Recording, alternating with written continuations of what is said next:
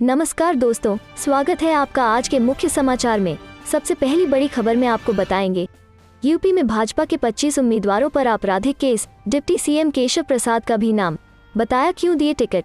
इसी के साथ दूसरी बड़ी खबर में जिक्र होगा कि बीजेपी में सुलगी विरोध की चिंगारी, टिकट बंटवारे के बाद कई जगह हंगामा। तीसरी बड़ी खबर में आपको बताएंगे कि एक ही रेट पर पंजाब के मुख्यमंत्री चरणजीत सिंह चन्नी ने कहा, पंजाबी कभी दबते नहीं, हम हारने वाले नहीं। दोस्तों, हर एक खबर की गहराई में आपको ले जाएंगे, लेकिन उससे पहले अगर आपको भी ऐसा लगता है कि भाजपा की उल्टी गिनती शुरू हो चुकी है, तो आप अभी इस वीडियो को लाइक कीजिए और इस लाल बटन को दबाकर चैनल को सब्सक्राइब करके घंटी बजाइए और कमेंट में लिखे जय हिंद। यूपी में भाजपा के 25 उम्मीदवारों पर आपराधिक case, deputy CM Keshav Prasad का भी नाम, बताया क्यों दिए टिकट। जी हाँ दोस्तों, भाजपा ने यूपी की 105 सीटों पर अपने उम्मीदवारों का ऐलान किया है। इनमें से कुल 25 उम्मीदवार ऐसे हैं जिनके नाम पर आपराधिक मुकदमा दर्ज है। चुनाव आयोग के नियमों के मुताबिक पार्टी ने उत्तर प्रदेश भाजपा की वेबसाइट पर इन उम्मीदवारों के नाम जारी किए हैं। आपराधिक मुकदमे वाले उम्मीदवारों में सबसे बड़ा नाम डिप्टी सीएम केशव प्रसाद मौर्य का है।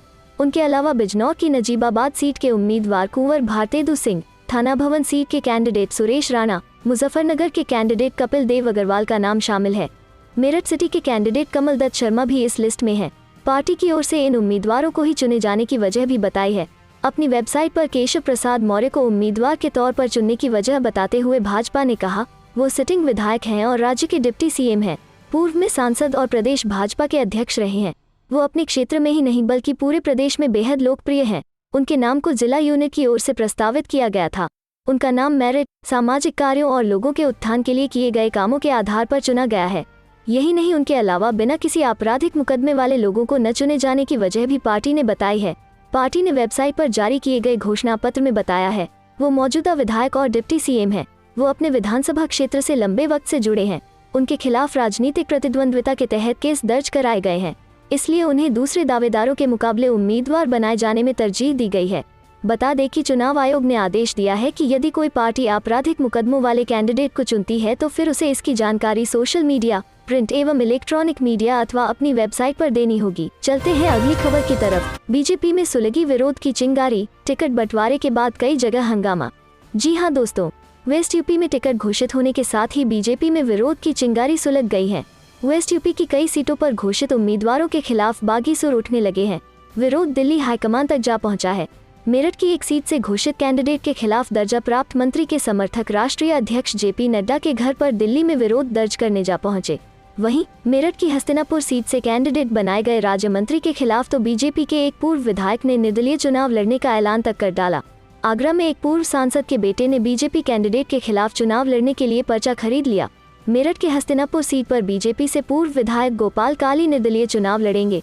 उनके चुनाव मैदान में आने से बीजेपी की मुश्किलें बढ़ेंगी। पूर्व विधायक और उनके बेटे दोनों ने ही हस्तिनापुर सीट से नामांकन फॉर्म खरीदा है। पिता पुत्र एमएलए और मंत्री दिनेश खटीक के खिलाफ हैं। हस्तिनापुर सीट पर गोपाल काली टिकट की दावेदारी में थे, लेकिन टिकट न मिलने से पूर्व विधायक नाराज हैं। जब दिनेश खटीक को राज्य मंत्री बनाया गया था तब भी गोपाल काली ने मंत्री के खिलाफ सोशल मीडिया पर मोर्चा खोला था। गोपाल काली बीजेपी के पुराने नेता है और संघ में भी सक्रिय रहे हैं। गोपाल काली बीजेपी से 1991 में विधानसभा और 1994 में उपचुनाव लड़े थे। मेरठ की सिवालिखास सीट पर बीजेपी ने मौजूदा विधायक जाट जितेंद्र सतवाई का टिकट काटकर जिला सहकारी बैंक के अध्यक्ष मनिंदर पाल सिंह को टिकट दिया है। उनको लेकर पार्टी में विरोध शुरू हो गया। 2 दिन के अंदर कई जगह मनिंदर पाल के पुतले तक जलाए गए। बीजेपी के मेरठ में बने पश्चिम क्षेत्रीय कार्यालय पर धरना प्रदर्शन भी किया गया। विरोध करने वालों का कहना है कि बरसों से संगठन की सेवा करने वालों को टिकट मिलना चाहिए था। चलते हैं अगली खबर की तरफ। एक ही रेट पर पंजाब के मुख्यमंत्री चरणजीत सिंह चन्नी ने कहा, पंजाबी कभी दबते नहीं, हम हारने वाले नहीं। जी हां दोस्तों, पंजाब में विधानसभा चुनाव से पहले प्रवर्तन निदेशालय ईडी ने बड़ी कार्रवाई की है। जानकारी के अनुसार ईडी ने गैरकानूनी तरीके से रेत का खनन करने में शामिल कंपनियों के खिलाफ धन शोधन की जांच के तहत पंजाब में कई स्थानों पर मंगलवार को छापेमारी की। इस संबंध में अधिकारियों ने बताया कि सीमावर्ती राज्य में कम से कम 10 से 12 स्थानों पर छापेमारी की जा रही है और संघीय एजेंसी के अधिकारी धन शोधन निवारण अधिनियम पीएमएलए के प्रावधानों के तहत कार्रवाई कर रहे हैं।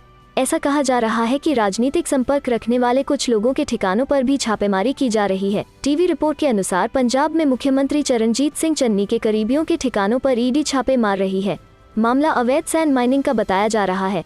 गौरतलब है कि पंजाब की 117 सदस्यीय विधानसभा के लिए 20 फरवरी को मतदान होना है। अवैध बालू खनन मामले में ऐड की रेड पर पंजाब के मुख्यमंत्री चरणजीत सिंह चन्नी ने कहा कि पश्चिम बंगाल में जब चुनाव हुए थे तब वहां भी ममता बनर्जी के रिश्तेदारों पर इसी तरह अटैक हुए थे। अब पंजाब में ऐड ऐसा ही कर रही है। ये लोकतंत्र के खतरा है, लेकिन हम हारने वाले नहीं है। चुनाव आ गया तो इन्हें ऐड की रेड याद आ गई है। आगे सीएम चन्नी ने कहा कि मुझे मीडिया के माध्यम से खबर मिली, ये मुझे, मेरे मंत्री और कांग्रेस के हर नेता को परेशान कर रहे हैं।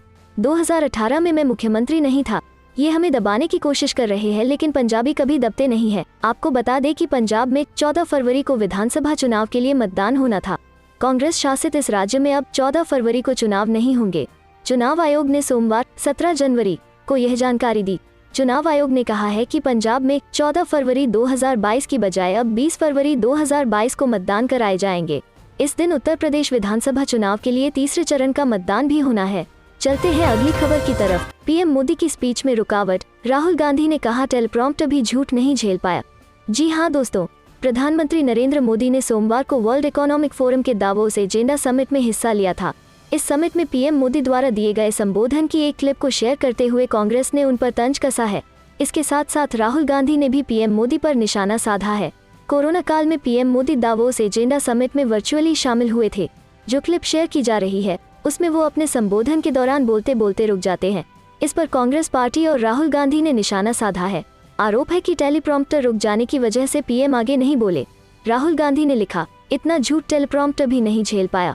वहीं कांग्रेस ने लिखा कि अब टेलीप्रॉम्प्टर वाला शख्स बोल रहा होगा कि अच्छा चलता हूँ, दुआओं में याद रखना। चलते हैं अगली खबर की तरफ। सीएम योगी के खिलाफ इस बीजेपी विधायक को टिकट देना चाहते हैं अखिलेश यादव, खुद किया ऐलान। जी हाँ दोस्तों, समाजवादी पार्टी सपा के प्रमुख और उत्तर प्रदेश के पूर्व मुख्यमंत्री अखिलेश यादव ने सोमवार को सार्वजनिक तौर पर घोषणा की कि अगर भारतीय जनता पार्टी बीजेपी के गोरखपुर के विधायक डॉक्टर राधा मोहन दास अग्रवाल चाहे तो समाजवादी पार्टी उन्हें तुरंत अपना उम्मीदवार घोषित कर देगी।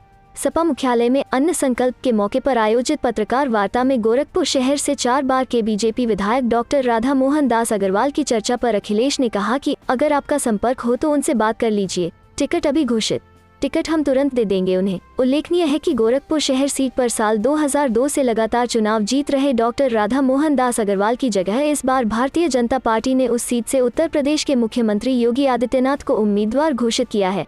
अखिलेश ने कहा, आपको याद हो या न हो, मुझे याद है जिस समय मुख्यमंत्री योगी आदित्यनाथ के शपथ के कार्यक्रम में गया था तो मैंने अपनी आंखों से देखा था कि राधा मोहन अग्रवाल को कहीं जगह नहीं मिली थी बैठने के लिए।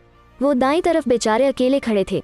उनका भारतीय जनता पार्टी की सरकार में सबसे ज्यादा अपमान हुआ है। इस मामले में संपर्क करने पर बीजेपी विधायक अग्रवाल ने सपा प्रमुख के आमंत्रण पर किसी भी तरह की टिप्पणी करने से इनकार कर दिया। हालांकि भारतीय जनता पार्टी के प्रदेश प्रवक्ता हरिश्चंद्र श्रीवास्तव ने कहा कि बीजेपी का एक सदस्य पार्टी का अनुशासित सिपाही है और पार्टी जिसको जो दायित्व देती है उसको शिरोधार्य करता है। श्रीवास्तव ने कहा, गोरखपुर में तो यशस्वी मुख्यमंत्री योगी जी बीजेपी के उम्मीदवार हैं, लेकिन जहां बीजेपी के सामान्य प्रत्याशी हैं वहां भी चुनाव लड़ने के लिए अखिलेश के पास कोई सशक्त उम्मीदवार नहीं है, इसलिए उनकी बेचैनी और हताशा साफ दिख रही है। इसके पहले जब बीजेपी के असंतुष्ट विधायकों के बारे में पत्रकारों के सवाल पर अखिलेश ने कहा, हम तो किसी को सीट नहीं दे सकते, बीजेपी वाले अपने टिकट बांट लें, हम तो अब किसी को नहीं ले सकते।